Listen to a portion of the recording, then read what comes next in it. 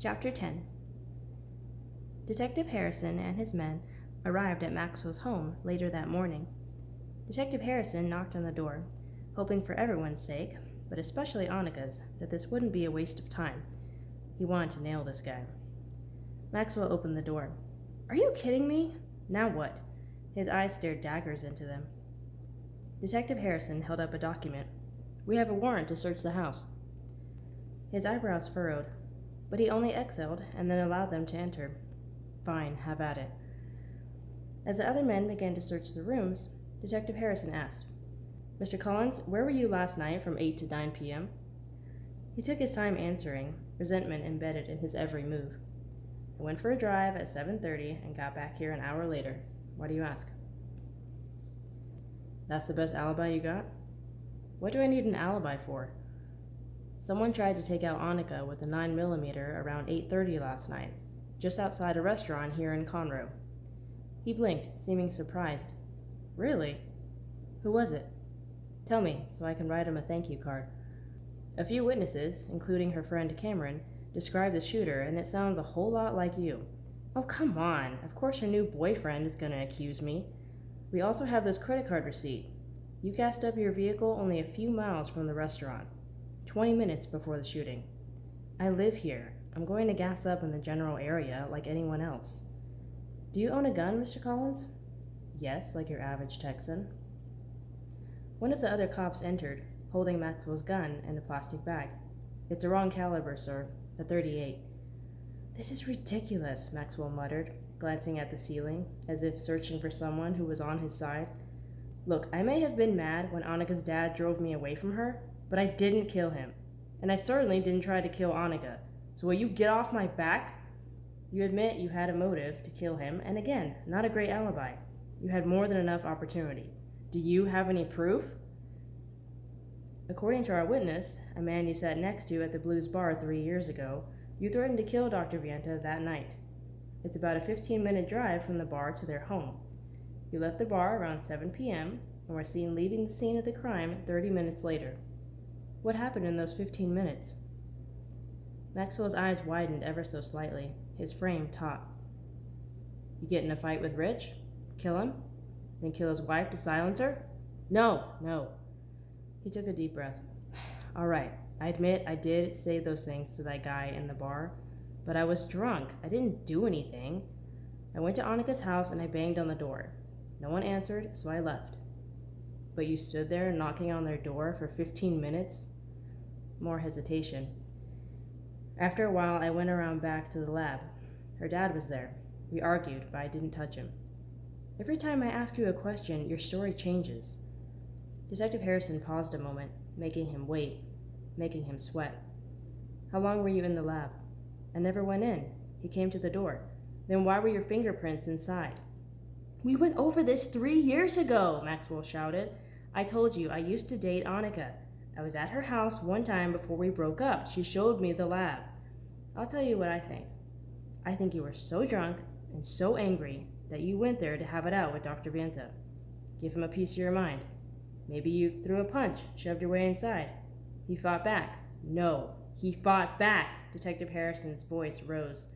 "You picked up the nearest object in hand and struck him down. You killed Richard, and then you killed Vanessa when she walked in and saw what you had done. And when Annika started getting too close to the truth, you tried to silence her too." Another cop entered before Maxwell could think of a retort. "Detective, look what we found." Cameron entered room 201 with a covered tray. "Lunchtime, Miss Vienta," he announced. Annika grimaced slightly. "Thanks, Cam, but the food here isn't super appetizing. I think I'll pass."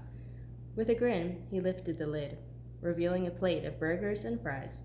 She gasped, "Woohoo! That's what I'm talking about. You're the best, Cam." As they dug in, Cameron looked around at all the flowers, balloons, and stuffed animals that covered her room. "Wow, every time I come in here, it gets more crowded." She laughed. "Well, about half the room is from my aunt and uncle. The rest is from Jake, Crystal, and you." He smiled. "You've got some thoughtful friends and family, people who really care about you." Cameron turned as Detective Harrison walked in. "Hey, Detective," he welcomed. "You hungry?" He raised a hand. No, thank you. I just came by to bring you two an update. Annika tensed, leaning forward as much as her injury would allow. What is it?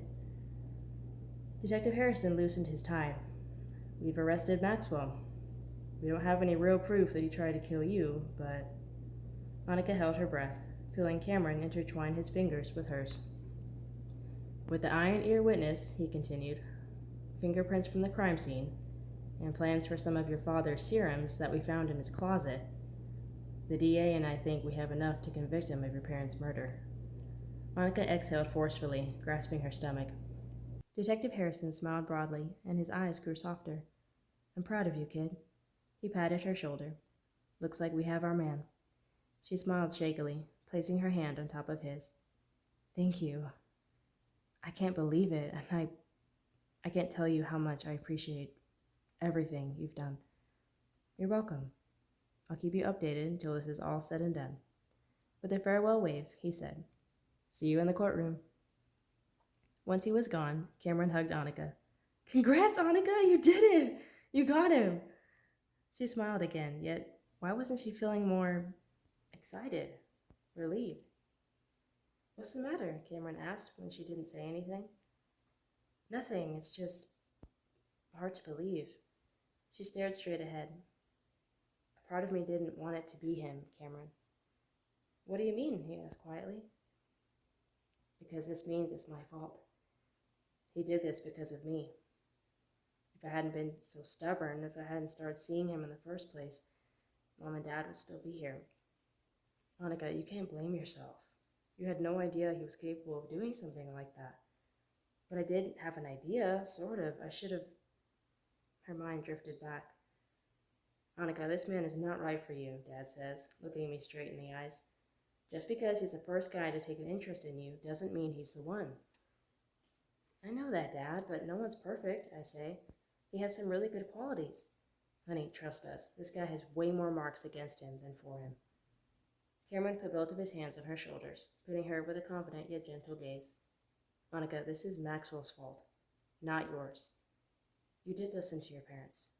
You stopped seeing him. And you kept your promise to them by finding their murderer. You can't change the past. All you can do is keep moving forward. She nodded, not looking at him. You're right, she murmured. With a steadying breath, she met his eyes and smiled. We did it. We did it. Cameron relaxed at that. And here's some more good news for you. You get to go home Friday. All right, that's a short chapter, end of chapter 10. See you guys tomorrow for chapter 11.